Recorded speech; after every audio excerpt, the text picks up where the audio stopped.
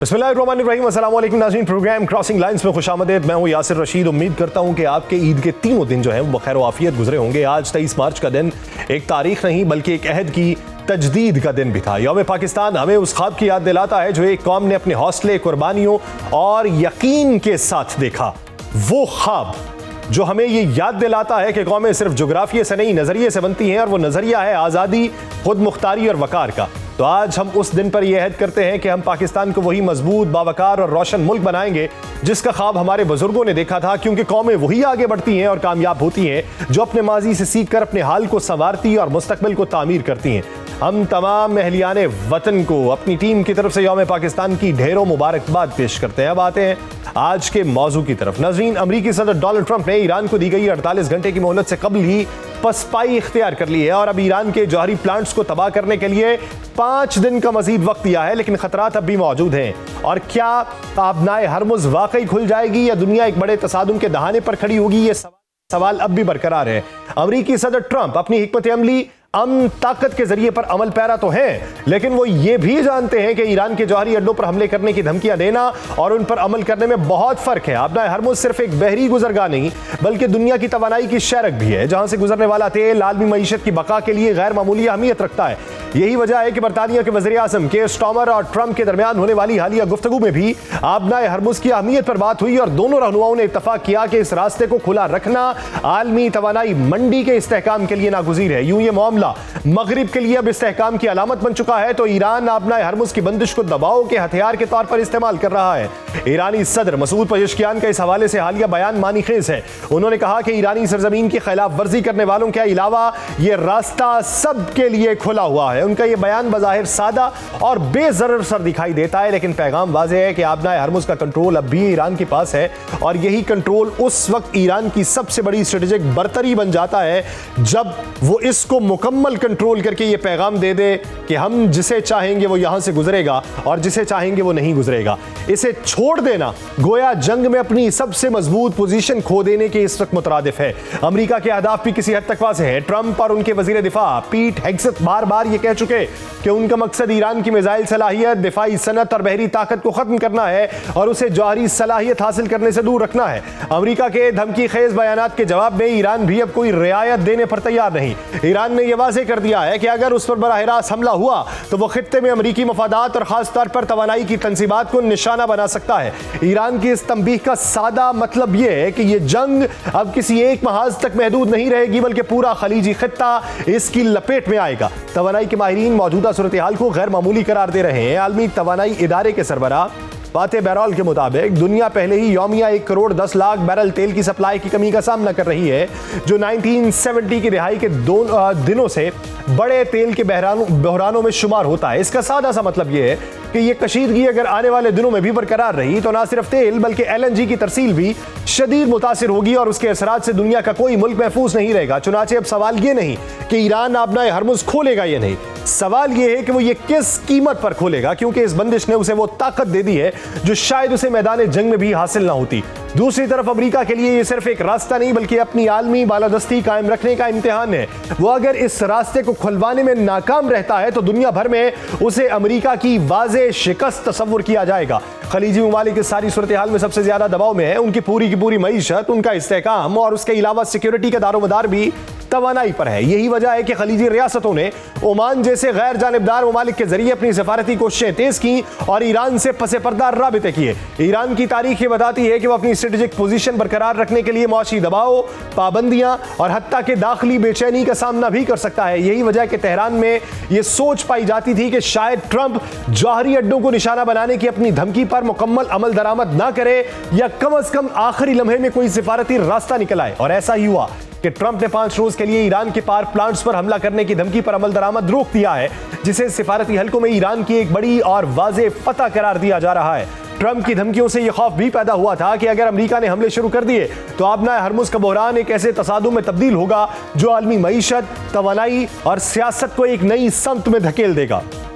इस वक्त सूरत हाल ये है कि मशरिक़ वस्ता में कशीदगी महज बयानात की महदूद झड़पों तक महदूद नहीं रही, बल्कि एक बाकायदा फैलती हुई जंग की शक्ल इख्तियार कर चुकी है, जिसके असरात बैक वक्त इजराइल, ईरान और खलीजी ममालिक में देखे जा रहे हैं। ईरान के इजरायली शहरों एराद और दमोना में ईरानी मिसाइल हमलों के बाद पैदा होने वाली सूरत हाल ने न सिर्फ अस्करी तवाजुन को मुतासिर किया, बल्कि खत्ते के सिक्योरिटी ढांचे को भी हिला के रख दिया है। ये दोनों शहर इजराइल की हसास जौहरी तंसीबात के करीब वाक़ हैं, जिसके बायस इन हमलों को गैर मामूली अहमियत हासिल हो चुकी है। आलमी जौहरी तवानाई एजेंसी ने अगरचे किसी बड़े नुकसान की तस्दीक नहीं की, लेकिन इस हकीकत से इनकार मुमकिन नहीं कि हालिया जंग फैसलाकुन मरहले में दाखिल हो चुकी है और किसी भी किस्म की मामूली गलती बड़े सानहे में तब्दील होगी। आलमी इदारा सेहत ने भी यह वाज़ेह किया कि जौहरी तंसीबात के करीब या उन पर होने वाले हमले न सिर्फ फौरी जानी नुकसान का बायस बनेंगे, बल्कि उनके असरात सेहत आमा और माहौलियात पर तवीलुल मुद्दती और तबाहकुन होंगे।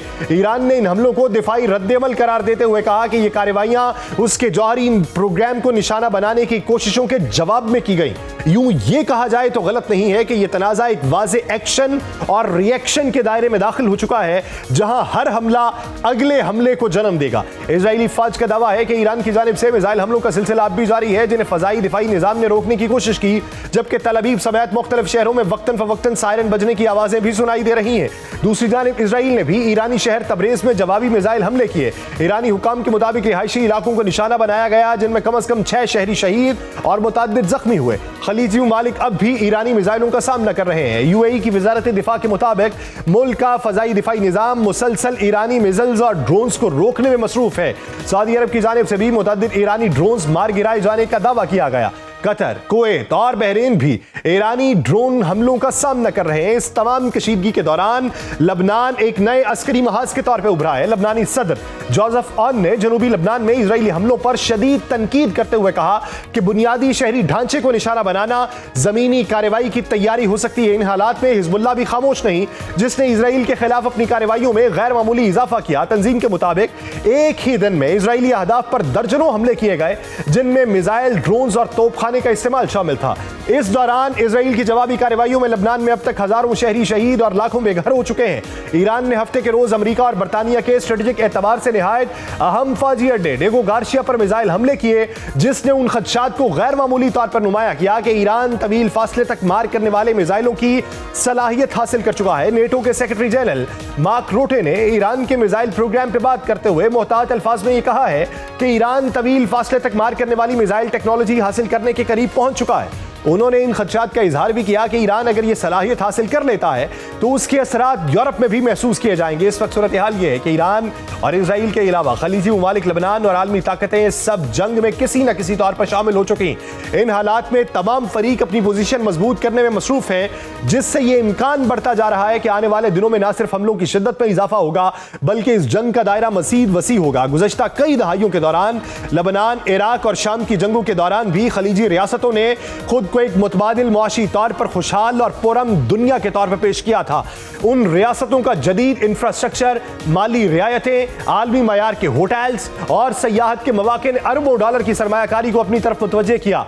यही वजह थी कि ये रियासतें आलमी अशराफिया, सरमायाकारों और सयाहों के लिए एक महफूज पनाहगाह बनी। लेकिन यह तासुर 28 फरवरी के बाद अचानक तब्दील होना शुरू हुआ, जब तेहरान पर अमेरिका और इजराइल के हमलों के जवाब में ईरान ने न सिर्फ इजराइल बल्कि खत्ते में अमेरिकी मफादात और खलीजी रियासतों को भी निशाना बनाना शुरू किया। और इस वक्त वो शहरी सबसे ज्यादा खतरे की जद में है, जो कभी जंग से कोसों दूर तस्वुर किए जाते थे। हालिया जंग के खलीजी रियासतों पर वाज़े मुआशी असरात भी मुरतब हुए। अंदाजों के मुताबिक खलीजी ममालिक में सिर्फ सयाहत के शोबे को यौमिया करोड़ों डॉलर का नुकसान हो रहा है। ये तमाम पेशरफ्त इस बुनियादी सवाल को जन्म देती है कि क्या खलीजी रियासतों का सिक्योरिटी मॉडल हकीकी था या सिर्फ जाहिरी तासुर पर मबनी था। माहिरीन के मुताबिक ये तासुर जुज़वी तौर पर हकीकी था, क्योंकि इन ममालिक ने निगरानी के सख्त निज़ाम और दाखिली कंट्रोल के जरिए खुद को दहशतगर्दी से महफूज रखा। लेकिन यह भी हकीकत है कि यह तहफ़्फ़ुज़ ज्यादातर दाखिली खतरात तक महदूद था, जबकि बैरूनी खतरात के लिए अमेरिका जैसे इत्तेहादियों पर इन्हिसार ने इन ममालिक के लिए हकीकी नौइयत के चैलेंजेस पैदा किए। चुनाचे इन ममालिक में अब खुलकर यह सवाल किया जा रहा है कि अमेरिका ने अपने इत्तेहादियों के मफादात को नजरअंदाज किया। यह एहसास भी बढ़ रहा है कि खलीजी रियासतें एक ऐसे तनाज़े का हिस्सा बन चुकी हैं जिसका फैसला कहीं और किया गया था, जबकि उसके असरात उनके अपने शहरों, हवाई अड्डों और माशी मराकज़ पर मुरतब हो रहे हैं। ईरान और खलीजी ममालिक में ताल्लुकात ईरान के 1979 के इनकलाब के बाद कशीदा हुए, क्योंकि ईरान खुद को खित्ते में अमेरिका के खिलाफ एक ताकत के तौर पर पेश करने लगा, जबकि खलीजी रियासतें अमेरिकी इत्तेहाद का हिस्सा रहीं। यह तजाद अब इस जंग में खुलकर नुमाया हुआ और मौजूदा जंग ने इस सिक्योरिटी तवाजुन को भी चैलेंज किया जो इन ममालिक ने बड़ी एहतियात से कायम किया था। एक तरफ अमेरिका के साथ दिफाई ताल्लुकात, दूसरी तरफ ईरान के साथ कशीदगी को महदूद रखने की कोशिश और बाज़ मामलात में इजराइल के साथ अमली रवाबित। यह एक मुतवाज़िन हिकमत अमली जरूर थी, लेकिन हालिया तनाज़े ने यह वाज़ेह कर दिया कि इस तवाजुन को बरकरार रखना अब माजी की तरह मुमकिन नहीं है। माहिरीन के मुताबिक खलीजी ममालिक अब अपनी सिक्योरिटी पॉलिसी पर नजर सानी कर सकते हैं और मुमकिन है कि वह अपने दिफाई शराकतदारों में तनों पैदा करने की कोशिश करें, जैसे कि तुर्की या पाकिस्तान के साथ ताल्लुकात को वसअत देना।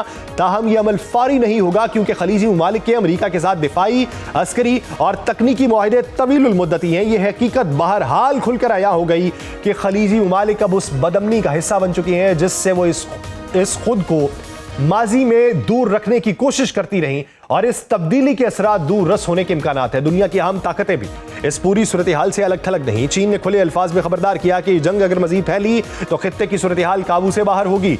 यूरोपीय ममालिक अगरचे इस जंग में बराह रास्त शामिल होने से गुरेजा हैं और सिफारती हल पे जोर कर रहे हैं, लेकिन इजरायली वज़ीर आज़म मुसलसल अपने यूरोपीय इत्तेहादियों पर दबाव डाल रहे हैं कि वो इस जंग में अमली तौर पर शामिल हो। हालिया कशीदगी के दौरान एक और महाज भी खुला जो बज़ाहिर खामोश है, लेकिन गैर मामूली तौर पर मुअस्सर है, और वो इंटेलिजेंस महाज है जहां पर जंग इस वक्त फैल रही है। इजरायली खुफिया एजेंसी मोसाद ने खुलेआम ईरानी शहरियों को अपने साथ ताउन की दावत देना शुरू की, खासतौर पर ऐसे ईरानी माहिरीन को जो ईरान के जौहरी प्रोग्राम से मुतल्लिक मालूमात रखते हैं। सोशल मीडिया प्लेटफॉर्म्स और खासतौर पर टेलीग्राम के जरिए की जाने वाली ये अपीलें इस बात की निशानदही है कि इजराइल न सिर्फ बैरूनी हमलों पर इन्हसार कर रहा है, बल्कि ईरान के अंदर से मालूमात हासिल करने की मुनज़्ज़म कोशिश भी जारी रखे हुए है। एक मीडिया रिपोर्ट ये बताती है कि ईरानी शहरियों की जानिब से मालूमात की फराहमी ने इजरायली कार्रवाइयों को तक़वियत दी, जिससे यह तासुर मजबूत हुआ कि जंग अब रिवायती मैदान से निकल के खुफिया नेटवर्क्स और डिजिटल जराए तक फैल चुकी है। इस दौरान अरब दुनिया में एक और महाज पे सरगर्मी देखी गई जो राय आमा को मुतासिर करने की जंग से ताल्लुक रखता है। मगरबी और इजरायली नवाज मीडिया यह दावा कर रहा है कि अरबी जुबान के सोशल मीडिया प्लेटफॉर्म्स पर ईरान से मुंसलिक या ईरान नवाज अकाउंट्स की सरगर्मियों में नुमाया इजाफा हुआ, और ये अकाउंट्स न सिर्फ जंग की खबरें अपने मखसूस जाविये से पेश कर रहे हैं, बल्कि मगरिब मुखालिफ बयानिए को भी फरोग दे रहे हैं। उनका तरीकाकार रिवायती खबरों, सियासी पैगाम रसानी और तफरीही मवाद को यकजा करके एक ऐसा बयानिया तश्कील देना है जो खासतौर पर नौजवानों को मुतासिर कर सके। उन नेटवर्क्स का फैलाव मुख्तलिफ ममालिक तक है, लेकिन उनके पैगामात में खास हम आहंगी पाई जाती है जो इस बात की तरफ इशारा करती है कि ये महज बेतरतीब सरगर्मियां नहीं, बल्कि एक मुनज़्ज़म डिजिटल हिकमत अमली का हिस्सा है। यूं ये जंग अब एक ऐसे मरहले में है जहां एक छोटी सी गलती तबाहकुन होगी। आबनाए हरमुज़ अब सिर्फ पानी की गुज़रगाह नहीं, आलमी ताकतों की साख, मईशत और अस्करी बरतरी का इम्तिहान है, और ये कशीदगी अगर इस तरह बढ़ेगी तो हालिया तनाज़ा आलमी जंग में तब्दील होगा जिसकी गूंज पूरी दुनिया में सुनाई देगी, और इस बार इस जंग के असरात से कोई भी महफूज नहीं रहेगा। मुफस्सल गुफ्तगू होगी, लेकिन एक शॉर्ट ब्रेक के बाद कहीं नहीं जाएगा। ब्रेक के बाद खुशामदीद नाज़रीन, दुनिया के इस बदलते हुए मंजरनामे में बात करने के लिए हमारे साथ मौजूद हैं दिफाई तजियाकार ब्रिगेडियर रिटायर्ड हारिस नवाज साहब और माहिर बैनुल अक़वामी उमूर ईरान से मुर्तज़ा निगरी साहब ने हमें ज्वाइन किया है। मैं आप दोनों हज़रात का बेहद मशकूर हूँ। सबसे पहले ब्रिगेडियर साहब आपकी तरफ आता हूँ, आप क्या समझते हैं कि एक तरफ 5 दिन का जो तवक्कुफ़ है वो अमेरिका की जानिब से लिया जा रहा है, लेकिन इस दौरान वो ये भी कहते हैं कि हमारे मुज़ाकरात जो हैं वो स्टीव विटकॉफ और अब्बास इराक़ची के दरमियान में हुए, लेकिन इसकी तरदीद ईरान ने कर दी। तो क्या हम इस मजमूई हालात में ये समझ पाएंगे कि इस जंग में किसने क्या हासिल किया, या फिर हम इसका एक नतीजा ये भी निकाल पाएँ कि अमेरिका को एक वक्त चाहिए फिर से अपनी तैयारी करने में? ये दोनों चीज़ें हो सकती हैं, ख़ास तौर पे जब ईरान ने ये तरदीद कर दी कि हमारे से कोई मुज़ाकरात नहीं हुए हैं और हम अभी भी हालत जंग में हैं, तो दिस स्पीक्स कि उनसे कोई बात नहीं चीज़ नहीं। मेरे ख्याल में तो देयर टू बेसिक रीजन। एक तो ये जो स्टेट ऑफ हरमूज पे जो ये कहते हैं कि हम ईरान को लेने तो हम अल्टीमेटम दे रहे हैं, और अभी 12-14 घंटे रह गए थे कि ईरान के पावर स्टेशन पर हम अटैक करेंगे, उसको तबाह कर देंगे, और ज़ाहिर ईरान है, ईरान डरा नहीं था उसने, बल्कि कहा फिर हम खलीज में जो आपके जितने आपके इंटरेस्ट हैं वहाँ पर जाएंगे, उनको तबाह करेंगे। तो ये self destruction was very serious, और आई एम श्योर कि इसमें जो गल्फ स्टेट्स होंगी उन्होंने बहुत ज़्यादा अमेरिका पर प्रेशर डाला होगा कि you have to sit down and find a way out कि इसको कैसे रिजॉल्व करना है। वी डोंट वांट कि यहाँ पर और फर्दर डिस्ट्रक्शन और नुकसान और म्यूचुअल डिस्ट्रक्शन होगी, and it is not desired. इसके साथ जो ये जितने आपके यूरोपियन ममालिक हैं, इसमें इससे फ्रांस है, यूके है, जर्मनी है, इन जापान, इन ममालिक ने मेरे ख्याल में काफ़ी प्रेशर डाला होगा अमेरिकन प्रेसिडेंट के ऊपर, बजाय इसके कि वो भी लड़ाई का हिस्सा बने, जो उसको बार बार कहते हैं कि आप स्टेट ऑफ हार्मोन आके आप इसको इस्तेमाल करते हैं, आप इसको, उन्होंने ये भी इस पर भी जोर दिया कि जी फाइंड कोई ऐसा एमिकेबल फाइंड पीसफुल तरीके से निकालें, इसका हल निकालें। और थर्ड कैन भी, ये अमेरिकन ट्रम्प की पॉलिसी है, बातचीत करते हैं उसी दौरान दोबारा अटैक कर देते हैं। ये इनकी 2 दफा तो हो चुका है, और थर्ड टाइम भी, इसीलिए ईरान ख्याल भी करता है they should very careful also.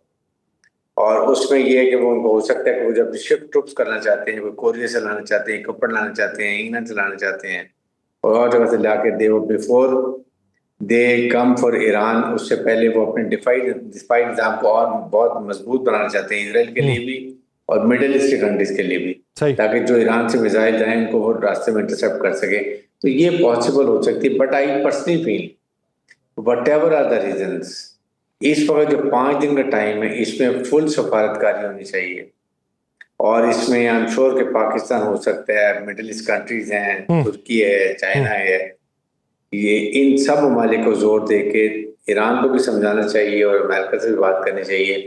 Because I feel Iran is in a very strong position. Iran इस वक्त हाई मॉरल ग्राउंड पर है, और वो बहुत एक हाई मॉरल विकेट्स के ऊपर भी है। सेकंड ये कि वो विन विन सिचुएशन भी है। इस कंडीशन में मेरे ख्याल में जब पॉइंट ऑफ स्ट्रेंथ पर हो, तो अगर आप निगोशिएट करें तो आपको ज्यादा फायदा होता है। यानी इस वक्त ईरान जो है वो मजबूत पोजीशन में है और सिफारतकारी होनी चाहिए और इसका दरवाज़ा बंद नहीं होना चाहिए। मुर्जा भाई, इस पूरे अरसे में, ये जंग का जो अरसा था, आपसे राबिता करने की कोशिश की गई, आपसे राबिता नहीं हो पाया, तो पहली बार इस जंग के अरसे में आप हमारे यहाँ आए हैं। उम्मीद करते हैं कि आप खैर के हिसार में ही रहे होंगे। सबसे पहले ये बताइए कि इस वक्त ईरान की जो पोजीशन है वो तो यूं लगती है कि जैसे फतह जो है वो ईरान की झोली में गिर चुकी, कि दुनिया की ताकतवर रियासत जो है वो 48 घंटों में तहस नहस करने की दावेदार थी, और अब वो 5 दिन के तवक्कुफ के ऊपर आ चुकी है कि हालात कुछ बेहतर हो रहे हैं। इसके पीछे की कहानी क्या है? बहुत शुक्रिया यासिर भाई, आपने मुझे शामिल होने का मौका दिया। देखिए, रियासत नहीं, रियासतें, आपको जमा का सेगा इस्तेमाल करना पड़ेगा, ठीक है, क्योंकि इसराइल और अमेरिका दोनों मिलकर इसमें शामिल थे और दोनों मजबूत रियासतें हैं, इसमें कोई शक नहीं है। इसराइल की मजबूती का अंदाजा आप इस बात से लगा सकते हैं कि अमेरिका जैसे मुल्क को के जिसके यानी ट्रंप की कैबिनेट का एक हिस्सा, जो कैंट, जिसने ये खुद कहा कि ना हमें कोई ईरान से खतरा था करीबुल वकू हमले का, ना ही ईरान की न्यूक्लियर प्लांट से हमें कोई खतरा था। ईरान ने जबकि कई मामलात में सरेंडर भी कर दिया था न्यूक्लियर इशू के ऊपर, उसके बावजूद ये हमला करना, ये बात जाहिर करता है कि जो जूश लॉबी है उसके इन्फ्लुएंस की वजह से ये सारा काम हुआ। तो ये रियासत नहीं है, रियासतें हैं। नंबर 2, आपको समझना पड़ेगा, पाकिस्तान के अंदर हर इंसान को, मैं ये बात बहुत कैटेगोरिकली कह रहा हूं, अरबाब इख्तियार को भी और अवाम को भी समझना पड़ेगा, दुनिया के अंदर बहुत सारी रियासतें ऐसी हैं जिनके निजाम शख्सियत महवर होते हैं, यानी शख्सियतों के जेर साया चलते हैं, जबकि ईरान का निजाम ऐसा है कि उसके जेर साया शख्सियतें चलती हैं, और इस बात का अंदाजा आपको इस जंग से हुआ होगा। अमेरिका और इसराइल की कोशिश ये थी कि हसन नसरुल्लाह की एलिमिनेशन के बाद, हमास की लीडरशिप की एलिमिनेशन के बाद, उनकी नजर में जो मोसाद ने अमेरिका को कन्विंस किया कि आखिरी जो हमारे रास्ते में हर्डल है वो है सैयद अली खामेनेई, अगर उनको हटा दिया जाए तो हमारे सारे मामला बिल्कुल थ्रू हो जाएंगे और नई गवर्नमेंट आ जाएगी ईरान के अंदर, नया सिस्टम आ जाएगा, हम सब कुछ चेंज कर देंगे। जबकि आपने देखा कि सैयद अली खामेनेई की शहादत के चंद दिनों के बाद ही मजलिस खुबरगान, जो कि अवामी इलेक्शन के जरिए मुंतखब होकर असम्बली के अंदर आती है, वो इंतखाब करती है रहबरियत का। उन्होंने 4 से 5 दिन के अंदर नए रहबर का इंतखाब किया। अमेरिका के ख्वाब वहीं चकनाचूर हो गए, और जिस यानी आशोब के जरिए या जिस सिविल वॉर की कैफियत के जरिए अमेरिका ईरान से फायदा उठाने की, इसराइल फायदा उठाने की कोशिश कर रहा था, इसी निजाम ने उस सिविल वॉर को अवामी हिमायत के अंदर तब्दील कर दिया।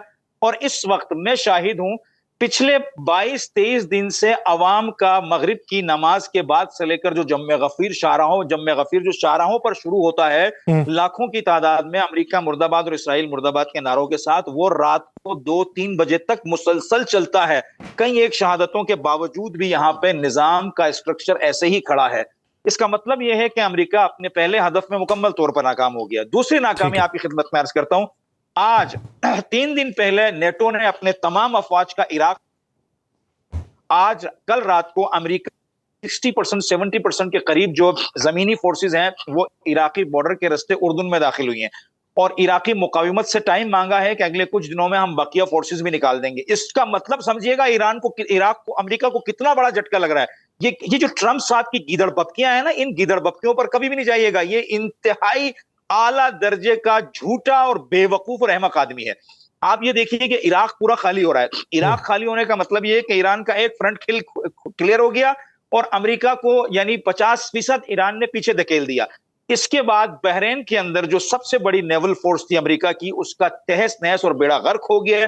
तेहरान भी कोलैप्स होने के दहाने पर है। उसके बाद यूएई जो अमेरिका और इसराइल का सबसे बड़ा माली हब था, उसका हाल इस कदर खराब कर दिया है कि अगर मजीद 10 से 15 दिन यही सिलसिला जारी रहा तो यूएई के अंदर से तमाम बिजनेसमैन निकल जाएंगे। यूएई के तमाम जजीरे, जो कोशिश हो रही है अमेरिका की यूएई के अड्डों से अमेरिका ईरान के जो ये जजीरे हैं उन पर हमले की, उसकी सूरत में ईरान ने धमकी दी है कि हम तमाम यूएई के जजायर को, उनके पोर्ट्स को कोलैप्स करके रख देंगे। और तीसरी सबसे बड़ी बात जो जिसका ब्रिगेडियर साहब ने इशारा किया और आपने भी कहा कि ईरान ने एक जुमला कैटेगोरिकली कहा है कि आंख के बदले आंख, हाथ के बदले हाथ, टांग के बदले टांग। इन्होंने तेहरान की ऑयल रिजर्व पर हमला किया, इन्होंने पूरे गल्फ में हैफा तक ऑयल रिजर्व पर हमला किया, इन्होंने गैस फील्ड पर हमला किया, इन्होंने कतर की गैस फील्ड पर जिसमें अमेरिकी शराकत थी। पाकिस्तानी कौम को यह बात समझना जरूरी है, जिसमें अमेरिकी शराकत थी उसके 17 to 20% स्ट्रक्चर को तबाह करके रख दिया। तीसरी अहम तरीन बात, अभी अमेरिका ने नेतन्स पर हमला किया, इन्होंने डेमोना पर हमला किया और सिर्फ चंद मीटर्स के फासले से अमेरिका इसराइल को यह बताया कि तुम्हारा पूरा डेमोना प्लांट उड़ा के रख देंगे।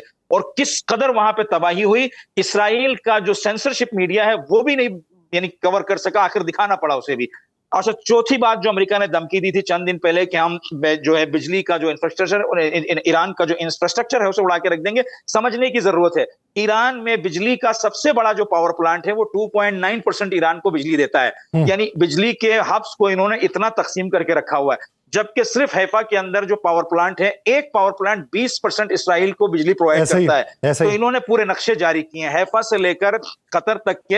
ये जो प्लानिंग है आपकी नजर में, इस प्लानिंग के नतीजे में इस वक्त अमेरिका को चंद कदम पीछे हटना पड़ा है। ब्रिगेडियर साहब, ये जिस तरीके से डेमोना का हवाला दिया गया, क्या आप ये समझते हैं कि खत्ते में जिस कदर तबाही ईरान ने मचा दी या जिस हद तक ईरान ने इंदिया दे दिया, आप इससे तो जो है वो कतई नज़र नहीं कर सकते या सरफे नज़र नहीं कर सकते कि ईरान में तबाही नहीं हुई। ईरान में बेशुमार जगहों के ऊपर तबाही की गई है, लेकिन उसके बाद भी उनकी इस्तकामत, उनका अज़्म जो है वो बुलंद पाया इस वक्त दिखाई देता है।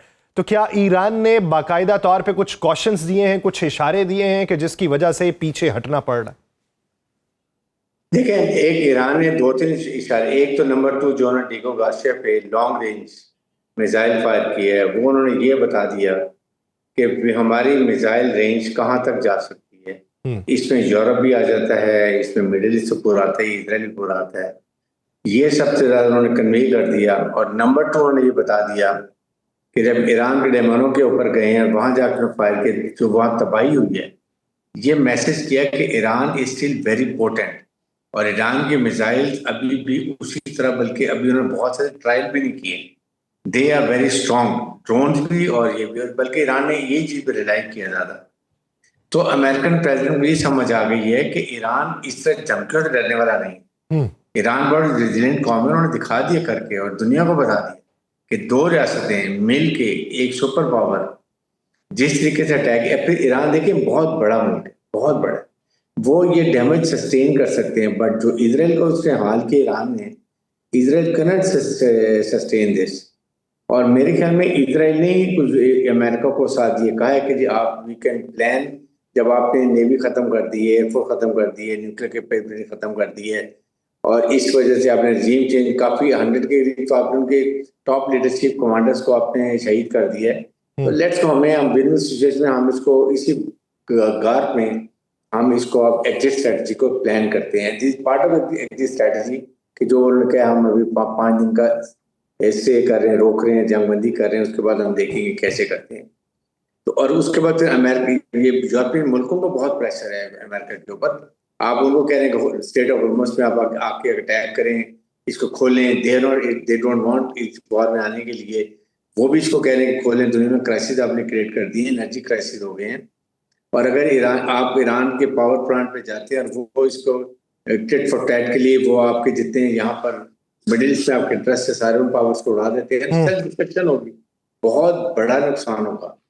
ये यूरोपियन यूनियन को, इनको सब ममालिक को, इवन ये गल्फ स्टेट्स ने बहुत जोर लगाया हुआ अमेरिका के, खुदा के लिए बच करे वरना हमारा भी बहुत नुकसान हो जाएगा। इस वजह से और ये हो सकता है गेन टाइम भी गेन कर रहे हो, हमेशा निगोशिएशन में ये करते हुए टाइम लेते हैं और अटैक कर देते हैं। तो Iran is to very careful इसके अंदर भी कि क्या उनकी प्लानिंग है, क्या कर रहे हैं। फिर रशिया का भी बहुत जोर है अमेरिका को, उन्होंने कहा जी कि मेरे ख्याल में काफी उन्होंने S-400, मैं भी डिस्कशन में देख रहा था कि उन्होंने कहा जी कि उन्होंने और ज्यादा काफी इक्विपमेंट भी भेजा है ईरान के अंदर। तो वो सारी चीजें मल्टीप्लाई करके अमेरिका रियलाइज कि ईरान को आप इस तरह देर नहीं कर सकते, तो बेहतर है कि निगोशिएशन करें। और अब बेस्ट टाइम है इस वक्त कि लेकिन निगोशिएशन के हवाले से चैनल्स कौन से जो हैं वो आजमाए जा रहे हैं, इस पे बिलखुसूस बात करने की ज़रूरत है। मुर्तज़ा नकवी साहब, डोनाल्ड ट्रंप का ये कहना है कि 2 रोज़ से मुस्बत बातचीत हो रही है, इसके अच्छे नताइज निकले तो हमला रोक देंगे, बुरे निकले तो उसका नहीं उन्होंने अभी तक बताया, और उन्होंने इशारा दिया कि अमेरिका और ईरान के माबैन हो रही है। मेरा सवाल ये है कि क्या ये उसी मुज़ाकरात का हवाला दे रहे हैं जो ओमान की सालसी में राबिते हो रहे हैं ईरान के साथ, और ये गल्फ ममालिक ने ओमान से एक चैनल जो है वो शुरू किया है और उसमें ये कहा जा रहा है कि हमारे ऊपर हमले ना किए जाएं। तो क्या ये इशारा जो डोनाल्ड ट्रंप दे रहे हैं मुज़ाकरात का, ये असल में गल्फ ममालिक का वाया ओमान चल रहा है? नहीं, देखिए यासिर भाई, आपको समझना होगा, डोनाल्ड ट्रंप बनिया आदमी है, इंतहाई बनिया आदमी।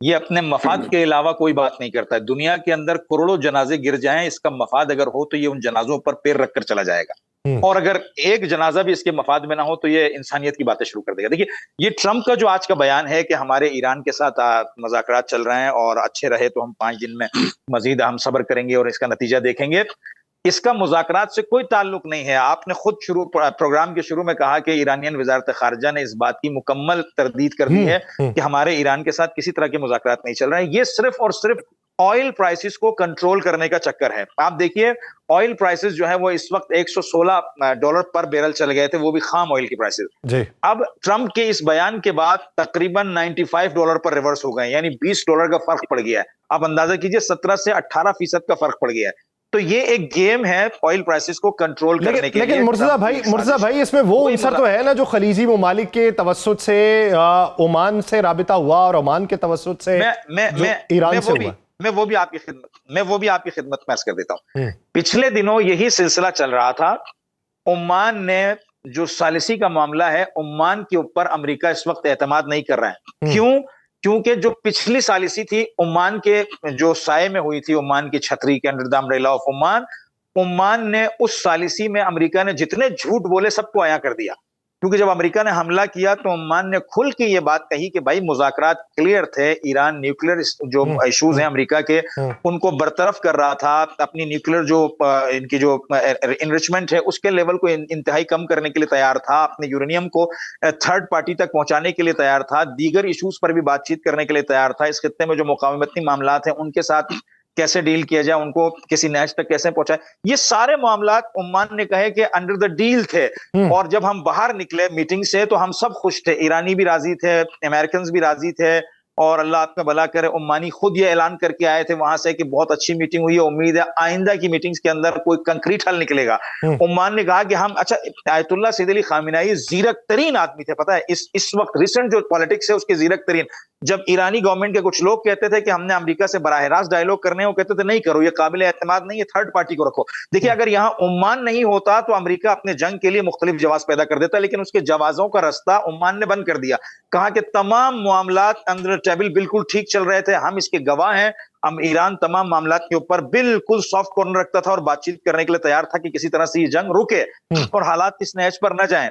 लेकिन उसके बावजूद भी अमेरिका ने गैर इखलाकी और इंतहाई गैर कानूनी जंग शुरू की, जिसका बांडा जो कैंट ने, जो अमेरिका की वजारत जंग का नुमाइंदा भी रह चुका है, अमेरिकन कैबिनेट का नुमाइंदा है, जिसके ऊपर ट्रंप इफ्तिखार करता था कि मैं ऐसे बंदे को लाया हूं कि जिसका बेसाबिका बहुत अच्छा है, उसने ऐलान किया कि ये जंग गैर इखलाकी और गैर कानूनी है। तो इसलिए अमेरिका इस वक्त ओमान के हक में नहीं है। कतर से इन्होंने अपील की थी, कतर ने कहा कि हम भी डायरेक्ट इन्वॉल्व नहीं होंगे, इनडायरेक्ट आपकी मदद कर सकते हैं। तो फिलहाल कोई डिप्लोमेटिक चैनल मेरी नजर में ऐसा नहीं है कि जो बराह रास्त अमेरिका और ईरान के दरमियान सालिसी का किरदार अदा करने के लिए अभी तक तैयार हो। लिहाजा इस बुनियाद पर कहा जा सकता है कि अमेरिका की जितनी भी गुफ्तगू है वो सब झूठ पर मबनी है, फरेब पर मबनी है।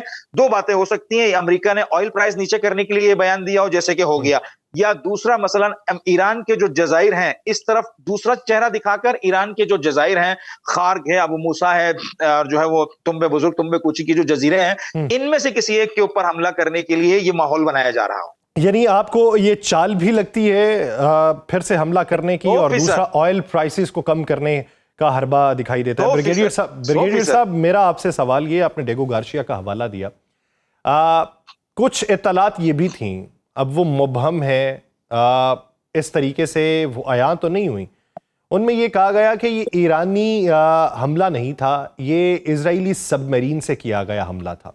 अब उसकी वजाहतें नहीं आई अभी तक। अब इसमें एक और एस्पेक्ट आता है, एक तो ये कि ईरान ने अगर किया तो ईरान ने पैगाम दिया कि आप हमारी दस्तरस में हैं। अगर ये इजराइल ने पैगाम ये हमला किया है तो फिर एक पैगाम और गया कि देखें आप जिस जंग में हमारा साथ नहीं दे रहे उसकी दस्तरस तो आपकी सरजमीन तक है। तो आपको इन दोनों में असल मुअम्मा जो है वो कहां पे हल होता दिखाई देता? देखिए, मेरे अगर ईरान ने किया भी है और आई एम वेरी हैप्पी कि किया हो, कि एक मैसेज कन्वे कर दिया है कि पूरा यूरोप और इजराइल तो है ही, ये सारी जगह पर ये जो इसका ब्रिटिश का जो है वहाँ पर बेस है और अमेरिकन वहाँ पर गए हुए हैं, ये हमारी रेंज के अंदर है, जिसको कि हम 4200 तक मार कर सकते हैं। एंड जो नेवर नो कि इससे ज्यादा भी इनके पास रेंज हो, क्योंकि जिस तरीके से ये hypersonic, supersonic, cruise missile, ballistic missile fire कर रहे हैं, they have ट्रेमेंडस number of these weapon. उन्होंने शुरू से यही सोच कर रखा कि एक दिन ईरान ने, इजराइल ने और अमेरिका ने हमारे पर अटैक करना है, तो उन्होंने अपने बचाव के लिए ड्रोन्स और मिसाइल के ऊपर टोटल जोर रखा है, हजारों की तादाद में होता है। ये बहुत बड़ी बात है ईरान की कि इतने बड़े मुल्क के खिलाफ वो अकेला खड़ा लड़ रहा है और बहुत ही बहादुरी से लड़ रहा है, पूरी कौम लड़ रही है। लेकिन अब मेरा पॉइंट ऑफ व्यू ये है कि इस वक्त ये 5 दिन जो है, अगर इसमें जरूर कुछ ममालिक को आना चाहिए, उनको आके ईरान से भी बात करनी चाहिए और इनडायरेक्टली अमेरिका से बात करनी चाहिए, और यहाँ अगर सेंस प्रिवेल हो, उनको बताया जाए कि जो अमेरिका ने अचीव करना था वो कर लिया है। Iran is very high ground, moral ground के ऊपर है इस वक्त। वो बेस्ट पॉइंट ऑफ स्ट्रेंथ, जब टेबल बैठते हैं पॉइंट ऑफ स्ट्रेंथ से बात करते हैं, ईरान की पोजीशन है, अपनी बात बनवा भी सकता है, कुछ कंडीशन लगा सकता है कि जी हमारे ऊपर से आप परमानेंट इकोनॉमिक सैंक्शन लगाइए, नो रीजन वो खत्म कर दें। नंबर 2 वो ये कह सकते हैं कि आइंदा की हमें गारंटी चाहिए, किस कैसे गारंटी होगी आइंदा हमारे पे ईरान का, इजराइल का या अमेरिका का हमला नहीं होगा।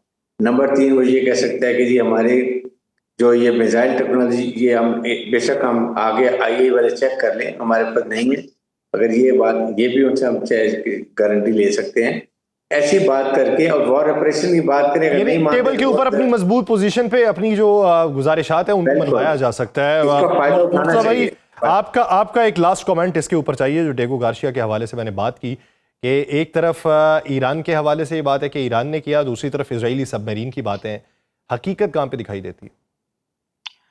देखिए यासिर भाई, एक नुक्ते को बहुत ज्यादा समझने की जरूरत है। मैं एक नुक्ते को बहुत ज्यादा डीपली देख रहा हूं, वो ये है कि ईरान इस वक्त पूरी दुनिया में मजलूमियत का चेहरा है, और ये पूरी दुनिया इकरार कर रही है कि अमेरिका ने और इसराइल ने इंतहाई गैर अखलाकी और गैर कानूनी काम किए ईरान पर हमला करके। ठीक है। अच्छा, और ये दुनिया इकरार कर रही है, जैसे जो केंट साहब ने कहा कि मसलन ना ईरान का मिसाइल प्रोग्राम हमारे लिए खतरा था, ना ही ईरान का जो है वो न्यूक्लियर प्रोग्राम हमारे लिए खतरा था। और ऐसे मौके पर के जब 4000 रेंज के मिसाइल को डेगो गार्सिया पहुंचाए बिना यूरोप अमेरिका के साथ खड़ा नहीं हो रहा है, और यूरोपियन जो मुख्तलिफ वज़राए ख़ारिजा हैं वो ईरान से कह रहे हैं कि भाई हम आपकी पावर को देख चुके हैं, आप अपना दिफा करने की सलाहियत रखते हैं, लिहाजा हम आकर स्विस अपना हुर्मुज़ में आपके साथ लड़ाई नहीं कर सकते हैं, लिहाजा कोई मुज़ाकरे के जरिए हल निकालते हैं ताकि आप अपना हुर्मुज़ को हमारे लिए खोल दीजिए। तो ऐसे मौके पर ईरान को क्या जरूरत है, आप मुझे बताइए, कि 4000 की रेंज का मिसाइल मारे और दुनिया को ये पैगाम दे कि मैंने अंडरग्राउंड जो 2000 का ऐलान किया था उसके अलावा 4000 का भी बना के रखा है। तो ये आकिल इस बात को कभी भी तस्लीम नहीं करेगा। जब हालात इस नहज पर आए ही नहीं है, क्या यूरोप कूदने के मूड में ही नहीं है और अलल ऐलान कह रहा है कि हम पीछे हैं, हमारा इससे कोई ताल्लुक नहीं है, हम अपनी फौजों को नहीं भेजेंगे। अमेरिका का अपना तो लिया फिर हुआ पंगा है, उसके ऊपर ये जो होने वाला हमला है और ये जो रेंज है, ये बहुत बड़े सवालिया निशान खड़े करती है कि इसके पीछे कौन सी ताकत थी कि जिसने इस पूरे माहौल में और जवाब पैदा किया जंग को तूल देने के हवाले से। बहुत शुक्रिया मुर्तजा नकवी साहब, ब्रिगेडियर रिटायर्ड हारिस नवाज साहब, इस हवाले से अपना वक्त देने के लिए। नाज़रीन, इस जंग के जो मौशी असरात हैं उसके ऊपर बात की जाएगी एक शॉर्ट ब्रेक के बाद, कहीं नहीं जाएगा। ब्रेक के बाद खुशामदीद नाज़रीन, मौशी मंजरनामा क्या है, इस जंग ने क्या क्या असर डाला है, किस मुल्क के ऊपर डाला है, मईशत को किस तरीके से रवानी से रोका है, मईशत का गला किस तरीके से घोंटा गया है, कौन कौन से सेक्टर्स मुतासिर हुए हैं, और मौजूदा मंजरनामे में आने वाले दिनों में मुआशी तरतीब बहुत से ममालिक की क्या होगी, तरजीहात क्या होंगी, इकदामात क्या होंगे, इस पूरे मंजरनामे पर बात करने के लिए हमें ज्वाइन किया है माहिर मईशत डॉक्टर कैस असलम साहब ने। डॉक्टर साहब, बहुत शुक्रिया आपके वक्त का। डॉक्टर साहब, मेरा पहला सवाल ये है कि आप क्या समझते हैं कि एक तरफ तवानाई के सेक्टर्स के ऊपर बहुत ज़्यादा दबाव पड़ा, अगर मशरक़ वस्ता के ममालिक को देखा जाए तो स्टॉक एक्सचेंज जो उनकी है वो जिस तरीके से हिली है उसका अंदाज़ा पूरी दुनिया को बखूबी हो चुका। जो खित्ते के ममालिक हैं उन्हें किस तरीके के असरात का सामना करना पड़ रहा है ये भी वो ममालिक जानते हैं। तेल की कीमतों में जिस तरीके से इजाफा हुआ, अपना हरमुज बंद होने से दुनिया का जो गला है वो किस तरीके से घोंटा जा रहा है या उनका सांस किस तरीके से इस वक्त मुश्किल हो रहा है, इस पूरे मंजरनामे पे आप क्या राय रखते हैं कि सबसे ज्यादा नुकसान किस सेक्टर में हुआ है और आने वाले दिनों में होगा क्या? शुक्रिया बहुत बहुत। देखें, आपने खुद ही बता दिया, सबसे ज्यादा नुकसान तो टेक्निकली जंग में ईरान के लोगों का, इजराइल के लोगों का, साइंसदान, फौजी अफसरान, लीडर्स ये मरे हैं, लोग जख्मी हुए हैं। दोनों मुल्क 50-70 साल पीछे चले गए हैं, मगर उसके साथ साथ जो सारी दुनिया है उसको, ईरान को तो शायद जिस तरह तेल महंगा होगा, ईरान को और जो तेल बेचने वाले मुल्क हैं उनको फायदा होगा। हालांकि ईरान ने कहा कि अभी हम बेच नहीं रहे तेल, मगर जो हमारे जैसे मुल्क हैं जो एनर्जी डिफिशिएंट है उनको तो बहुत नुकसान होगा। 55 रुपए इजाफा कर दिया गया इस बुनियाद के ऊपर कि ये हम किफ़ायत शारी या मुश्किल हालात से गुजर रहे हैं।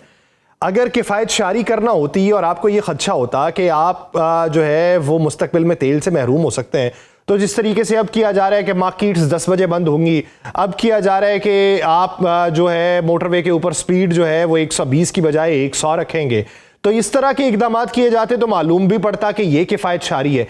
ये 55 रुपए बढ़ा देना और फिर दूसरी तरफ हाई ऑक्टेन बढ़ाने की आप बात करते हैं, 200 रुपए की बजाय आप पहले 200 का ऐलान किया जाता है, फिर 275 रुपए ऐलान कर दिया जाता है, 610 रुपए फी लीटर हाई ऑक्टेन हो चुका है। तो ये कौन से कुलिये, ये नुस्खा कीमिया के तहत हमारा हिसाब किताब हो रहा है और हमसे जो है वो पैसा बटोरा जा रहा है? ये एक और चीज भी महंगी हुई, वो मिट्टी का तेल है जो आम आदमी शायद इस्तेमाल करता है और ये सारी कंस्ट्रक्शन इंडस्ट्री में भी इस्तेमाल होता है। बात ये है, ये बात आपने बड़ी पर्टिनेंट की है कि हमारे हुक्मरानों के जो इकोनॉमिक एडवाइजर्स हैं वो कोशिश उनकी, वो बेशक IMF में बैठे हों या इन्हीं के पास बैठे हों, उनकी कोशिश है कि हर तरीके से पैसा कमाया जाए जिससे फिर कारें खरीदी जाएं, हवाई जहाज खरीदे जाएं, अपनी ऐशो इशरत। तो हमारा एक वॉप्ड किस्म का माइंड फ्रेम है। दूसरी बात यह है कि इकोनॉमी किफायत शारी से नहीं चलती, ये पुराने फ्यूडल तरीके हैं। कैपिटलिज्म में जो है वो डिमांड साइड जो है वो लोगों की आमदनियां बढ़ा के प्रोडक्शन ज्यादा करके चला करती है, एक्सपोर्ट्स ज्यादा करके इकोनॉमी चलती है। मुझे तो ये कभी समझ नहीं आई। ये बात सही है कि जब ये महंगा करते हैं तो इनका ख्याल है कि डिमांड कम हो जाएगी, मगर जिनका महंगा किया उनके पास इतना इलीगल पैसा है। एक सवाल है, बुनियादी तौर पे कहा जाता है तकरीबन 210 अरब रुपए जो है ये हाई ऑक्टेन से कमाए जाएंगे। अब एक शख्स के पास एक ऑल्टरनेटिव मौजूद है, वो हाई ऑक्टेन की जगह दूसरा पेट्रोल डलवा सकता है, तो वो हाई ऑक्टेन की तरफ क्यों जाएगा? तो जब उसकी डिमांड कम हो जाएगी तो फिर आपने वो 210 अरब रुपए कमाने कहां से हैं? फिर उसका लॉलीपॉप क्यों दिया जा रहा है?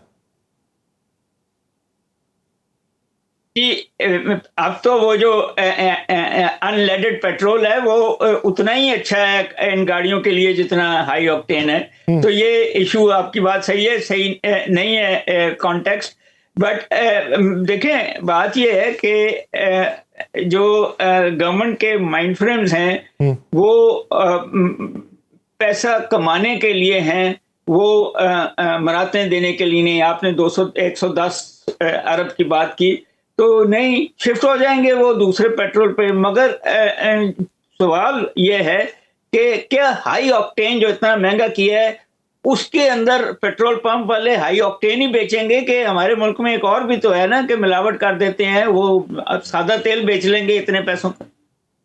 तो कौन देखने वाला है इनको, कौन चेक करने वाला है? तो जब तक ट्रांसपेरेंसीज नहीं आती और माइंड फ्रेम नहीं आते, अभी तो एक भी शिप हमें नहीं आया बाहर से, जिस तरह बात आपने भी की, तो ये महंगा करने की जवाज नहीं थे।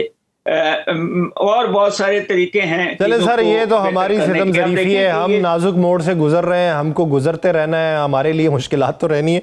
मैं मजमूई तौर पे खित्ते की अगर बात करूं, जिस तरह आपने हवाला दिया कि टूरिज़म मुतासर हुआ इन अरब कंट्रीज़ का, तवानाई जो इनकी मुतासर हुई, LNG जो है वो 17% जो है कतर का वो प्लांट जो है वो बंद हो गया, अब उसको भी अरबों डॉलर्स का जो है वो नुकसान होना है। तो एविएशन की इंडस्ट्री भी आपने पहले मेंशन कर दी कि वो भी बहुत ज़्यादा मुतासर हुई। अब ये जो रीअलाइनमेंट होगी, उस रीअलाइनमेंट में आप ताकत का जो झुकाव है वो किस तरफ देखते हैं? देखें जी, बात ये है कि मेरा जो माइंड फ्रेम है, मैं उसमें एक और बात भी आप जो कर रहे थे कर दूं कि हमारे जो पाकिस्तानी वहाँ हैं उन्होंने पैसा भेजा है, अपना जो भी वहाँ सेविंग थी वो भेजा है। इस दफ़ा आपके रिजर्व्स बढ़े हैं क्योंकि वो पैसा, मगर उनकी जॉब्स भी तो मुतासर होंगी। अब रीअलाइनमेंट की जो बात आप कर रहे हैं, देखिए कुछ साइकोलॉजिकल इश्यूज भी हैं, सिर्फ इकोनॉमिक नहीं है। हमारे और हमारे जैसे मुल्कों, हिंदुस्तान समेत और अरबी मुल्कों समेत, ये लोग इंग्लिश स्पीकिंग मुल्क, इंग्लिस्तान और अमेरिका के साथ ज्यादा अलाइंड हैं। इनकी जायदादें वहाँ हैं, इनके बच्चे वहाँ पढ़ते हैं, इनके कारोबार वहाँ है। तो रीअलाइनमेंट, और ये ईरान से और चीन से और रूस से डरते भी हैं किसी न किसी वजह से, मुझे नहीं समझ आई किस वजह से। चीन का तो चले कम्युनिस्ट है निज़ाम, तो इसलिए रीअलाइनमेंट जो है ये फिर ब्लैकमेल हो जाएंगे। हम खुद इस वक्त बहुत प्रिकेरियस पोजीशन में है कि चीन से भी दोस्ती है, ईरान से भी दोस्ती है और अमेरिका से पैसे लिए हुए हैं, और हमें भी समझ नहीं आ रही कि हमने रीअलाइनमेंट कैसे करनी है। तो आई थिंक इकोनॉमिक इंटरेस्ट जो हैं हमारी अपर क्लासेस के वेस्ट और अमेरिका के साथ ही रहेंगे। आप देखें, टर्की और पाकिस्तान बिल्कुल तकरीबन खामोश हैं, सारे, मिस्र भी खामोश है, वो जॉर्डन भी खामोश है, क्योंकि वो रीअलाइनमेंट कर नहीं सक रहे इस सारे के अंदर। But at the same time नई पावर्स जो हैं, ब्रिक्स जो है, पावर शिफ्ट होनी है, और आने वाले दिनों के अंदर ये रीअलाइनमेंट और नई सफबंदियां जो है किसको फायदा देंगी किसको नुकसान, ये एक देखने की जरूरत है। लेकिन उसमें उम्मीद कितनी बाकी है, उम्मीद का दिया जो रोशन है उसकी लौ टिमटिमाती हुई बुझ जाएगी या टिमटिमा के ज्यादा रोशन होगी, ये एक सवाल है। उस सवाल का जवाब आने वाले दिनों में मिलेगा। आज के प्रोग्राम का वक्त खत्म हुआ चाहता है, मुझे दीजिए इजाजत, आपसे मुलाकात होगी कल के रोज। अपना बहुत सा ख्याल रखिएगा, अल्लाह ने के बाद।